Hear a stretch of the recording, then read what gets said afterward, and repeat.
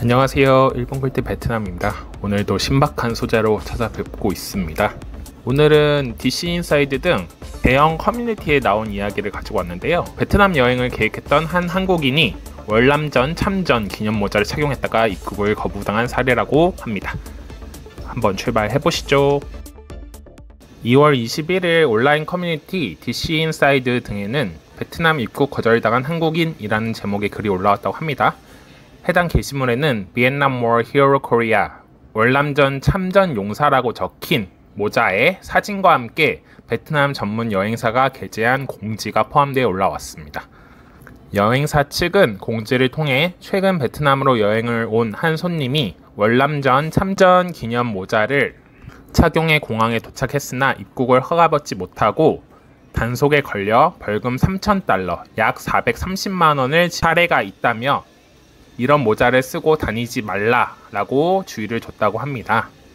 또한 최근 넷플릭스 드라마 오징어 게임 시즌2에서도 월남전 관련 논란이 불거졌는데요. 극중 등장인물인 강대호, 강하늘 씨가 아버지가 월남전 참전 용사였다고 말하자 다른 등장인물인 박정배가 아버님이 훌륭하시네 라고 답하는 장면이 문제가 됐습니다. 이 장면을 두고 베트남에서는 역사적 사실을 왜곡했다며 드라마 보이콧을 주장하는 의견이 나오기도 했습니다. 실제로 이 일이 벌어졌는지는 알 수가 없어요. 이렇게 공지로만 올라온 거고요. 이런 사례가 있었다라고 전해들은 이야기만 오고 있습니다. 주 베트남 대한민국 대사관 관계자는 25일 조선닷컴과의 통화에서 확인 결과 현재까지 월남전 참전 기념 모자를 썼다는 이유로 베트남 입국이 거부됐거나 벌금을 물었다는 신고가 접수된 적은 없다라고 밝혔습니다. 하지만 대사관에서는 월남전 참전을 미화하는 일이 베트남인들의 거부감을 일으킨 건 사실이다. 베트남전 당시 한국은 1965년부터 1973년 철군 때까지 8년 5개월 동안 32만 명을 파병했고 베트남 현지에서는 한국군의 행위에 대해 반감을 갖는 이들도 많은 것으로 전해졌다라고 밝혔습니다.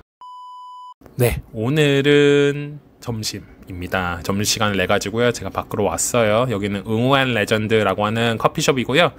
여기가 유명한 거는 일단은 비쌉니다. 그리고 온 이 지점이 다이아몬드 플라자 앞에 있는 곳인데 굉장히 이뻐요. 생각보다 되게 트레디셔널한데 또 이제 세련된 느낌도 있고 해서 점심시간에 여기 현지인분들도 많이 오셔서 식사를 하시더라고요. 커피만 있는 게 아니라 밥이 있어가지고요. 저는 오늘 반미를 시켰어요. 반미 오라라고 해서 그 계란 후라이 반미 정도로 하면 될까요? 굉장히 이제 간단한 음식이고요. 그리고 일단 제가 다이어트 중이라 또 살 빼기 굉장히 좋습니다. 네, 한번 맛있게 먹고 또 영상 찍어볼게요. 베트남에 거주하는 저로서는 이게 사실일 수도 있다는 생각도 들어요. 왜냐면 예전에 베트남 전쟁을 소재로 한 전쟁 영화 중에 명작으로 손꼽히는 We Were Soldiers라는 작품이 있는데요. 1965년 작입니다. 그래서 종군기자 수기를 토대로 극화한 것인데 치열했던 당시 전장을 사실적으로 묘사해 큰 화제를 불러일으켰어요.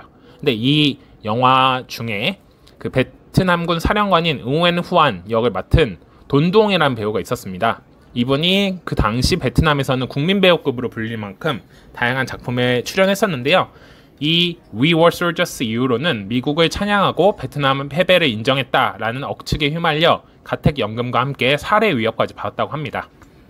문제의 장면은 미군의 막강한 화력에 부하들이 전멸한 뒤 미군이 꽂아둔 성주기를 한번 들어보고 이렇게 말을 했는데요. 전쟁이 계속되면 더 많은 사람이 죽는다 라는 반전 메시지를 남긴 것이었어요.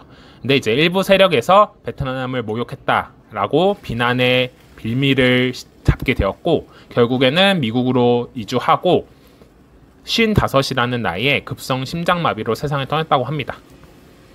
이렇듯 단 한 편의 영화 장면으로 인해 조국에서 파문을 겪고 타지에서 쓸쓸히 생을 마감한 국민 배우가 있을 정도로 베트남 전쟁은 베트남인들에게 굉장히 민감한 주제입니다. 베트남에 오시는 분들은 절대 전쟁 관련 민감한 언급, 상징을 자제해 주셔야 됩니다. 제가 오늘은 베트남에서 금지되어 있는 행동이나 아니면 대화 주제에 대해서 좀 알아봤어요. 여러 가지가 있긴 한데요. 먼저 가장 큰 거는요. 국가, 정부, 지도자 모독 관련 이야기를 꺼내서는 안 됩니다. 베트남 형법 2015년에 개정됐고 18년부터 발효되고 있는 주요 조항을 보면요. 베트남은 사회주의 공화국 체제를 부정, 비방, 모욕, 선전, 선동하는 행위를 명시적으로 처벌하는 조항이 있습니다. 구체적으로는 호치민 주석, 그리고 국가 지도자, 공산당 및 기타 국가 상징물을 훼손하거나 조롱 비하하는 것은 적대적 행위로 간주되고 있습니다.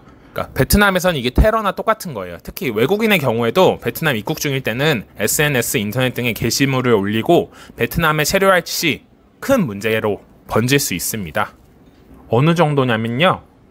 약하게는 벌금 수백만 동에서 뭐 수십만 동 정도, 우리나라도는 뭐 10만 원, 뭐 100만 원, 뭐 이렇게까지 나올 수 있습니다. 근데 가장 극심한 범죄인 경우에는요, 최고 20년까지 징역 선고가 가능해요. 실제 사례로도 10에서 20년형이 내려진 적이 있다고 합니다. 특히 호 아저씨라고 하는 호치민 동지라고 해야 될까요? 이분은 베트남에서는 성역입니다. 우리나라의 김구 선생님, 세종대왕, 이순신 장군 모든 걸 이제 합친 분이라고 봐야 돼요. 그래서 이분에 대해서는 절대 언급을 해서는 안 됩니다. 나쁜 쪽으로. 그리고 실제로 굉장히 이제 성격도 좋고 이렇게 공격할 만한 부분이 없는 것으로 알고 있어요. 저는 전폭적으로 호치민 아저씨를 존경합니다. 두 번째로는요. 촬영하시는 거 굉장히 조심하셔야 돼요. 특히 베트남의 군사기지, 정부 보안기관 건물, 국경지대 등 촬영이 전면 금지된 곳이 있어요. 이 중에서 이제 잘 모르시는 분들 있어요. 해외여행 자주 안 와보신 분들은요.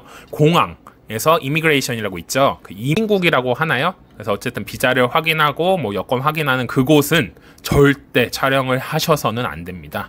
하시면 바로 끌려가실 수 있어요. 이것도 이제 뭐 적게는 몇만 원, 몇십만 원인데요. 민감 시설 이런 곳을 찍은 경우, 뭐 예를 들면 군사기지나 극비구역 같은 게 있겠죠. 구류 또는 징역형까지 사실 수도 있습니다. 그리고 최근에는 이제 드론 이야기도 많이 나오는데요. 베트남에서는 이제 드론은 사전에 허가를 받아야 되고 라이센스가 있어야 돼요. 다낭이라거나 하이롱베이, 뭐 푸꾸옥 같이 좀 이쁜 자연경관이 있는 곳에 드론 촬영을 하시는 분들이 있는데요. 이거 신고하면 경찰 출동하고요. 몇백만 동, 그러니까 우리나라 돈은 몇십만 원 정도의 벌금을 내실 수 있습니다. 그러니까 굉장히 조심하셔야 돼요. 마지막으로는 성 노출 관련 엄격한 규제가 있습니다. 노출 허용 범위가 굉장히 타이트해요. 우리나라만큼 타이트하고요. 해수욕장, 리조트, 뭐 관광지 같은 곳은 괜찮아요. 그나마 괜찮은데 뭐 사원이라던가 교회, 종교시설, 시골 마을 등에서는요 과도한 노출 복장을 지양하셔야 돼요. 특히 여성분들, 상의를 탈의하는 서양분들이 있는데요. 이분들 신고당한 경우가 꽤 많습니다. 실제로 해변에서 놀다가 이 누드 비치처럼 윗도리를 벗은 여성분이 이제 시민신고로 인해 경찰에 제지되고 벌금을 부과받은 사례도 있어요. 그리고 잘못해가지고 이제 핸드폰에 그런 비디오, 19금 비디오 가지고 오시는 분들, 이것도 문제가 될 수 있습니다. 베트남은 한국이랑 똑같아요. 음란물, 뭐 유포, 제작, 뭐 이런 거 다 안 돼요. 공유 다 불법이고요. 한국보다 조금 더 엄격한 분위기가 있습니다. 실제로 여기는 그 IP로 다 차단해가지고요. 우리나라처럼 성인물 사이트 이런 데 접속이 불가능합니다. 베트남에서는. 그걸 꼭 아시고 이런 거는 좀 조심해서 미리미리 있으신 분들은 조심하셔야 됩니다. 네, 그래서 오늘은 베트남에서 벌어진 또 특이한 사건에 대해서 알아봤고요. 실제로 베트남에서 발생할 수 있는 관광객 분들이나 아니면 여기에 거주하시는 분들이 실수하실 수 있는 그 금기 사항들에 대해서 한번 알아봤어요. 네, 생각보다 우리가 몰랐던 사실이 있을 수도 있고요. 그리고 기존에 알고 있었어도 법이 생각보다 강하다라고 느끼실 수 있습니다. 특히 다시 한번 강조하지만 베트남의 뭐 정치라던가 아니면 이 지도부, 공산당 이런 거에 대한 이야기는 전혀 언급 안 하시는 게 좋아요. 실제 로컬 친구들이랑도 얘기를 하려고 하면 이런 거는 주제를 아예 피합니다. 피하고 예전에는 이런 뭐 루머도 있었어요. 택시에서 그런 얘기 했다가 경찰서 잡혀갔다라는 얘기가 있을 정도니까 주의하시기 바랍니다. 오늘도 구독과 좋아요, 알림 설정 감사드리고요. 항상 멤버십 해주시는 모든 분들께 다시 한번 감사의 말씀 드리겠습니다. 앞으로도 좋은 정보로 찾아뵙는 1분 꿀팁 베트남 되겠습니다. 감사합니다.